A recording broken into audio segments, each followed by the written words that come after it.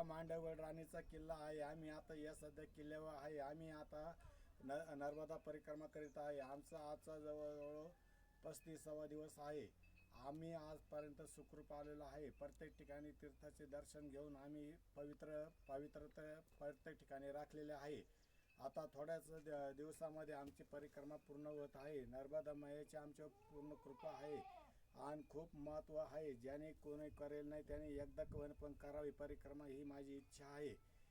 आणि नर्मदा परिक्रमेचं पुण्य फळ हे आपल्याला केल्यानंतर समाधान वाटते.